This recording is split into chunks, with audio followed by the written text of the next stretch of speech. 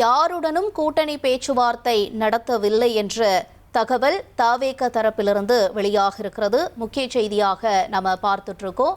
கூடுதல் விவரங்களோட செய்தியாளர் மணிகண்டனும் இணைந்திருக்கிறார். மணிகண்டன் வணக்கம். இந்த தகவல் யாருடைய தரப்பிலிருந்து வெளியாக இருக்கு? மேலும் விவரங்கள் என்ன?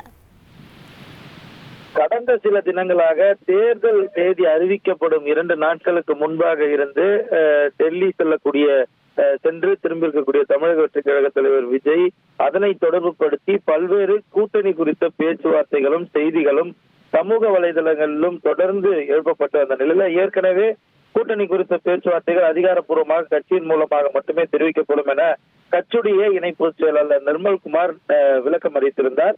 இந்த நிலையில மீண்டும் இன்று காலை பாட்டாளி மக்கள் கட்சியுடைய நிறுவன தலைவராக இருக்கிற ராமதாஸ் செங்கோட்டையன் மூலமாக கூட்டணி குறித்து பேசி வருகிறார் என்ற செய்திகள் வெளியான நிலையில அதற்கும் மறுப்பு தெரிவிக்கும் விதத்துல வதந்திகள் நம்ப வேண்டாம் என்ற அளவுல ஒரு எக்ஸ்தல விளக்கத்தை நிர்மல்குமார் கொடுத்திருக்கிறார். கட்சியுடைய இணை பொதுச் செயலாளர் அவரது பதிவுல சமீப காலமாக சில ஊடகங்களிலும் சமூக வலைதளங்களிலும் அரசியல் லாபத்திற்கு திட்டமிட்டு சில பொய்யான செய்திகள் பரப்பப்பட்டு வருவதாகவும் அதிமுக, பாஜக, திருமதி சசிகலா, மருத்துவர் ஐயா ராமதாஸ் தமிழக வெற்றி கழகத்தை தொடர்புபடுத்தி கூட்டணி பேச்சுவார்த்தைகள் நடத்தப்படுவதாக கூறப்படும் தகவல்கள் முற்றிலும் உண்மைக்கு புறம்பானவை.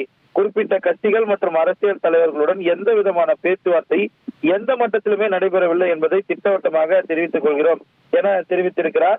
அது மட்டுமல்லாமல் பொய் செய்தி உத்தியை காங்கிரஸ் உள்ளிட்ட பல்வேறு அரசியல் கட்சிகளோடு தொடர்படுத்தி கடந்த காலங்களில் கடைபிடிக்கப்பட்டதும் அதுவும் உண்மை இல்லை என்பதை தெரிவித்துக் கொள்வதாக தெரிவித்திருக்கிறார். பொதுமக்களிடையேயும் தொண்டர்களிடையும் தொடர்ந்து குழப்பத்தை விளைவிப்பதற்காகவே இத்தகைய ஆதாரமற்ற செய்திகள் பரப்பப்படுவதாகவும் இந்த அறிக்கையின் வாயிலாக தெரிவித்திருக்கிறார்.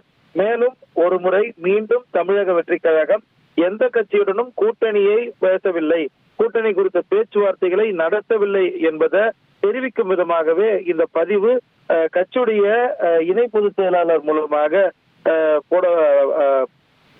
அறிவிக்கப்பட்டிருக்கிறது. உங்கள் தந்திவன் தொலைக்காட்சியில் காதலும் கலகலப்பும் நிறைந்த ஒரு புத்தம் புதிய ஃபேண்டசி தொடர் ராஜா ராணி தினமும் இரவு 8 மணிக்கு.